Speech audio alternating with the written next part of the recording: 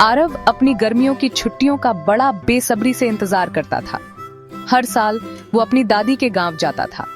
गांव एक जादुई जगह थी, आम और पुरानी कहानियों की खुशबू से महकता हुआ। आरव को अपनी दादी माँ की कहानियां सुनना बहुत पसंद था।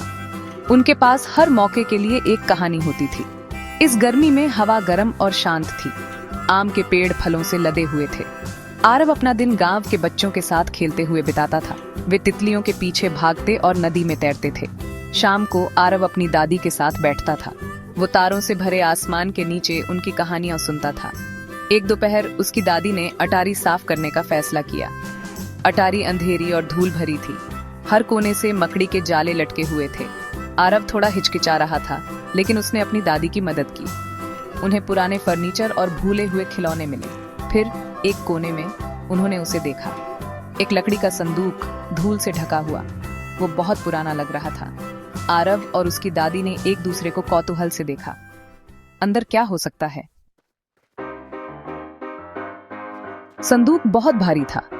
आरव और उसकी दादी ने उसे उठाने की बहुत कोशिश की। वे आखिरकार उसे अटारी से नीचे लाने में कामयाब रहे। उन्होंने उसे जमीन पर रखा और एक दूसरे को देखा। हवा में उत्साह भर गया। संदूक पर एक भारी ताला लगा हुआ था। आरव चाबी ढूंढने के लिए दौड़ा।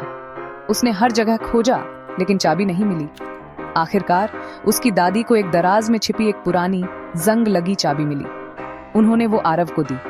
आरव ने गहरी सांस ली और चाबी लगाई। ताला एक भारी आवाज के साथ खुल गया। संदूक ऐसा खुल रहा था जैसे वो बहुत लंबे समय से बंद था। अंदर उन्हें सोने से भी ज्यादा कीमती खजाने मिले। संदूक यादों से भरा हुआ था। पुरानी तस्वीरें, चिट्ठियां और छोटी छोटी चीजें थीं। हर चीज एक कहानी बता रही थी।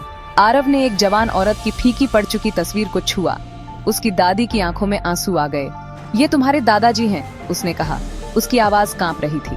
उसने तस्वीर में एक सुंदर नौजवान की तरफ इशारा किया। आरव अपने दादाजी से कभी नहीं मिला था। उसने ध्यान से सुना जब उसकी दादी ने अपने जीवन की कहानियां बताईं, जो उसके पैदा होने से पहले की थीं। फीके रिबन से बंधी हुई चिट्ठियां थीं।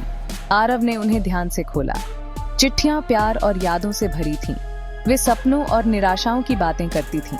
आरव को एहसास हुआ कि उसकी दादी की भी एक जिंदगी थी, जिसके बारे में वो कुछ नहीं जानता था।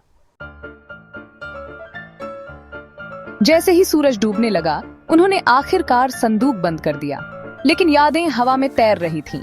आरव ने अपनी दादी को नई नजरों से देखा। उसने उन्हें हमेशा अपनी दयालु बूढ़ी दादी के रूप में देखा था। अब उसने एक जवान औरत को देखा, जिसके सपने और उम्मीदें थीं। उसने एक ऐसी औरत को देखा जिसने प्यार किया था और खोया था। उस रात आरव बहुत देर तक जागता रहा। वो अपनी दादी की कहानियों के बारे में सोचता रहा। उसे एहसास हुआ कि हर किसी का एक अतीत होता है। हर कोई अपने अंदर छिपी हुई कहानियां रखता है। वो अपनी दादी के पहले से ज्यादा करीब महसूस कर रहा था। अगले दिन आरव अपनी दादी के पास बैठ गया। उसने उनसे उनके जीवन के बारे में और सवाल पूछे। उसने अपने दिल से सुना। बूढ़ी औरत मुस्कुराई। वो अपने पोते के साथ अपना अतीत साझा करके खुश थी। संदूक ने सिर्फ यादें ही नहीं खोली थी, इसने एक दादी और उसके पोते के बीच एक गहरी समझ को भी खोल दिया था।